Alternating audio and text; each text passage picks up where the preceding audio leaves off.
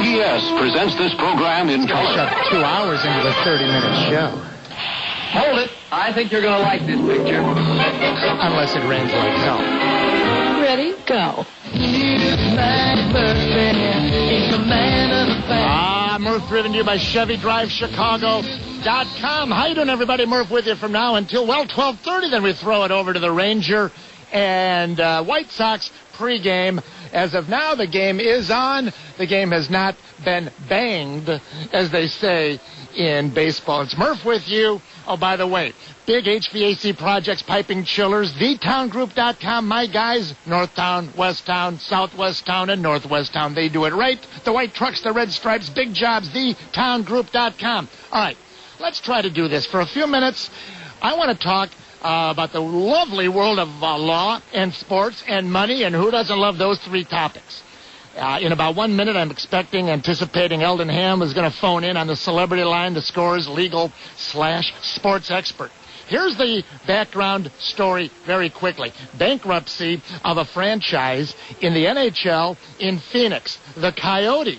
All of a sudden now, the U.S. bankruptcy court is involved. And what does this mean? Well, according to the AP, there's an owner that wants to buy the Phoenix Coyote that is maybe or maybe not a guy that would be approved by that 2/3, 3/4 vote that every league has. AP says the NHL contends that the potential owner, who, by the way, is Jim Balsillie, I believe it's pronounced, but he is the guy from BlackBerry. He's from RIM, Research in Motion. He's a multi-billionaire. He wants to purchase the hockey club. The NHL, is very, very worried because instead of having their vote, it appears that the bankruptcy judge will make the decision. And how do we tie this locally?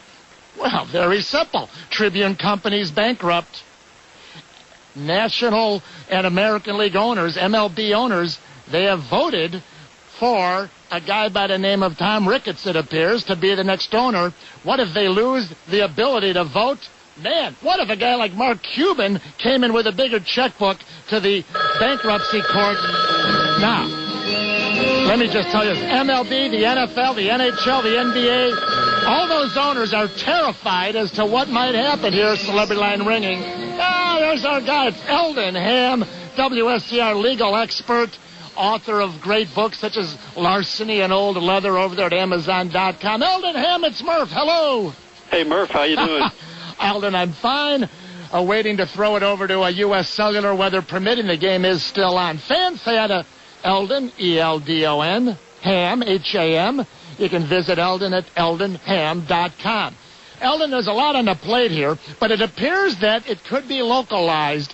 What are your views on the bigger picture of a sports team that goes bankrupt, such as the Phoenix Coyotes? Then we'll quick look at the Chicago Tribune/Cubs. Now, this whole thing is really interesting. You go all the way back to Al Davis in the NFL. He successfully sued the NFL for an antitrust violation when they invoked that 3/4 vote rule to keep him from moving into the L.A. area. He won that one, so we just kind of build from there. When you go into bankruptcy, a few things happen, but one is that executory contracts, meaning things that haven't been concluded yet, can be voided. That has importance for the Chicago Tribune, the Cubs, and all the rest of it, because with the Tribune, the owner of the Cubs in Chapter 11, it's possible that the contract to the Ricketts family could end up getting thrown out, especially if there is a better bid floating around from a fellow like Cuban.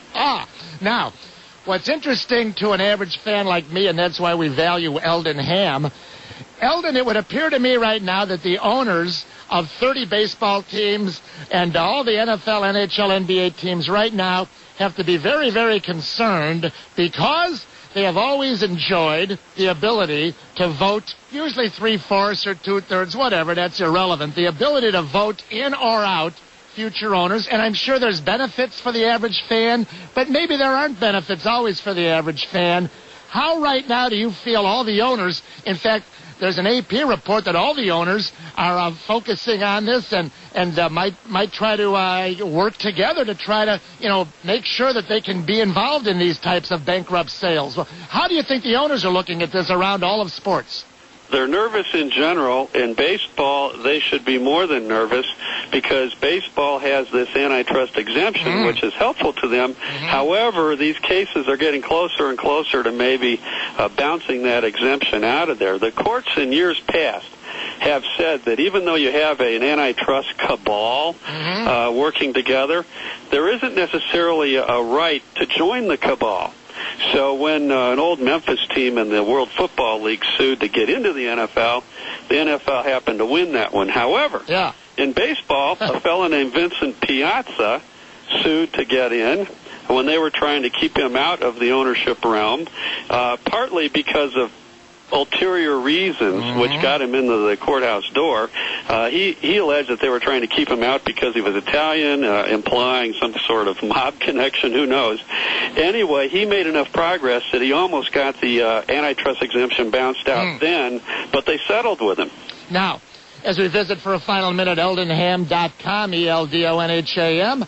Eldon, and we have Sox baseball at the bottom of the hour. The game is on, which means we do have White Sox pregame with the Ranger and everybody else at the bottom of the hour. Here's a clipping from the Chicago Tribune business section Monday, June 8th, written by Michael O'Neill, who's been following the Tribune bankruptcy story. And, of course, it relates to the Cubs. Here we go. Chicago-based Tribune Company and its creditors are in the early stages of negotiating a plan of reorganization in U.S. bankruptcy court that sources said, and here's the key, likely would transfer control of the media conglomerate from Chicago billionaire Sam Zell to a group of large banks and investors that hold, are you sitting down, everybody, $8.6 billion in senior debt. This is where the bankruptcy courts get in the middle of everything, right, Eldon? Absolutely. The creditors have a vote in bankruptcy court anyway, but if they transfer this over to the secured creditors, namely all these banks, a consortium of banks, the banks are going to say, hey, there's a guy floating out there named Cuban who wants to spend more money on this thing. That's who we want. We don't care about your stupid rule. So they have the fiduciary obligation, if that's the right word, to get the most money available for sales of any of the subsidiaries of the bankrupt Tribune, i.e. the Cubs, get the most they can on that sale so that they can distribute the most possible money to the debtors. Right, and creditors, actually. Creditors, I have it backwards. That's right. okay. That's no problem. It works. It sort of sounds right anyway, but that's how it goes. Now, what will happen is this. If Cuban comes in and offers more, it might cause the Ricketts family to counter and offer still more. So, I mean, they could end up with it anyway. Sure. But if Cuban, let's say, or anybody else, one of these internet billionaires comes in and offers a lot more money, they're going to want to sell it to this new person. And baseball, the court might even approve it, but baseball would still have to vote on it. However, if they vote to keep somebody out to suppress competition, antitrust. That is an antitrust violation, and I think it's a good test case to get it revoked. Wow. Now, and last thing, Eldon, we'll spring you on your busy day. From the fans' point of view, what is the upside or the downside for the owners not voting on a new owner for the Cubs? There's got to be upside and downside on each side.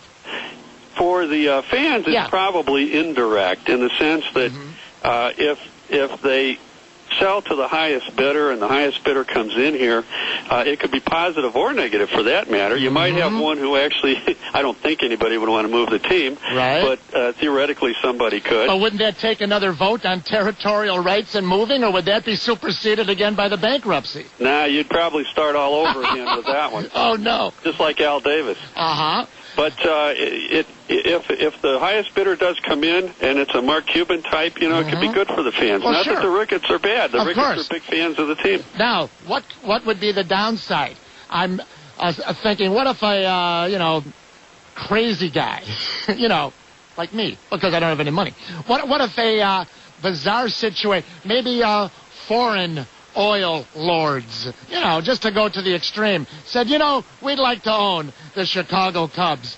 I'm not sure that foreign ownership is good or bad for a franchise from a fan's point of view? I guess, again, it depends upon the group. If it is a group that's not good baseball people, eventually it won't be good for the fans. The fans may not appreciate having the Cubs owned by, let's say, a Saudi Arabian oil interest, which would create quite a dilemma for everybody. Hey, Eldon, always great to get your insights. The owners of all the sports leagues and teams are very, very, I think, more than just interested. They're very, very worried because, especially baseball with the antitrust, may no longer be able to keep out the guy that might have more money than the others, but the guy they feel would be best. And Mark Cuban, whether fans think he'd be good or bad is not the point. The point is no longer, perhaps, will the other 29 owners be able to say, no, you know what, Mark, you're not our type. You dress sort of funny, and you yell at the officials in the NBA, right? And those banks aren't going to care. They're going to say, give me the best cut out of this thing. Hey, we're $8.6 billion underwater. Get any money we can. Eldon, great to visit with you. Adjunct professor of sports law, Kent College of Law, author of some great books at Amazon.com, Larceny and Old Leather, for instance. And visit him at eldonham.com. Thank you, Eldon. Always appreciate your past visits and your personal time. Have a great summer, my friend. Thanks, Murph. I always enjoy it. Thank you. Bye-bye. Bye now. Eldon Ham. It's Murph. Tell you what, catch up on a few things. Got some Cubs and Sox talk before we throw it to White. Game's still on, Jay Zawoski. Game's not banged yet? All right, good. We'll catch up on a few things. Welcome back. Looking out the window here at the Score Weather Center. Do we have a Score Weather Center, Jay? You didn't know we had a Score Weather Center, did you? I think you're it, Murph. Oh, no. We like the weather in leather. See, she's still here. Oh, it certainly looks like rain tonight. And Ralph Cramden's still here. All our young listeners. Ralph who? All right, couple minutes here before we throw it, Cramden. Before we throw it to White Sox baseball pregame. You know what? Number one, Cubs and Sox. Where do I... Okay, real quick. Cubs game last night. Now, Milton Bradley, obviously, it's not working out. But more obvious is that he's not healthy. If every time he's... You know what's odd about Milton? And I believe he gives 100% and he almost, puts too much into it. Here's a guy that should shut himself down. I know the money and the pride and all that makes it tough for him. This is where Lou has to step in. And Jim Hendry. If he can't play and he can't perform... and he can't run out ground balls without doubling over in pain, then he can't be on the 25-man. But the crazy thing is that when he's in right field, and I don't understand this, he runs around like a little kid out there making circus catches, tracking balls down, sliding almost a foul ball that dropped in foul territory, crashed, dove, slid feet first into the wall. I mean, the guy runs around, but then he hits a ground ball 90 feet straight ahead. Is it harder to run straight than run, veering around, taking a route? I don't know. Let's see. And the Cub game last night, I heard a lot of you calling Mully and Hanley with the good comment. Zambrano, hey, he should have pitched the ninth inning. Well, you know what? That's the great thing about baseball. There's no right or wrong answer. Obviously, it didn't work out. Angel Guzman, that was my guy, right, Jay? Angel Guzman for career saves. Yes, he was. Yeah, well, he had a little bump in the road, a little speed bump last night. My guy, too. But that'll happen. I know you love him, too, Angel Guzman. But... see, I don't think it was the right time. Now, to keep Zambrano in, the score was tied.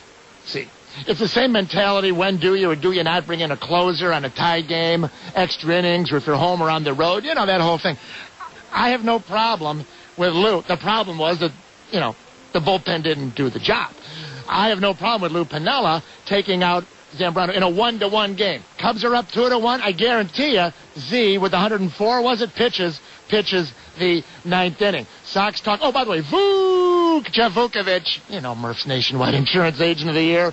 He's solid as a rock, 30 years, same location for all your insurance needs. Jeff Vukovich in Park Ridge. All right, Sox fans, something doesn't add up here. Here's the headlines today. White flag time, sometimes. Here's a Tribune. GM ponders breaking up White Sox. Now, correct me if I'm wrong. Wasn't it just 3 weeks ago that the trade was made for Jake Peavy, and then Peavy ruled he wouldn't waive no trade? Tell me this, fans, Sox fans, how in 3 weeks, well, we're almost out of time, ask your GM, how in 3 weeks does your general manager go from trying to trade 2 young pitchers for Jake Peavy to now the stories are. Back up the truck. White flag trade time. July 31st, 1997. The Sox 3.5 games back in first place. Cleveland in second place. Hey, for green office supplies that are environmentally friendly, call Chrissy for your free catalog at Illinois Paper and Copier. 630-679-9090. Save money and the environment. Oh, white flag trade? Who can forget it? July 31st, 1997. That's what, 6-7 weeks from right now, isn't it? Sox were in second place, 3.5 back, and it was the infamous trade that will never be forgotten. Maybe it would have made more sense to do these trades last winter for Jenks. It's clearing up downtown a little bit. Murph saying, thanks for listening, thanks for calling. See you later, everybody. Hey, you know what I have on my mind, don't you? Today's Thursday, right? Oh, yeah.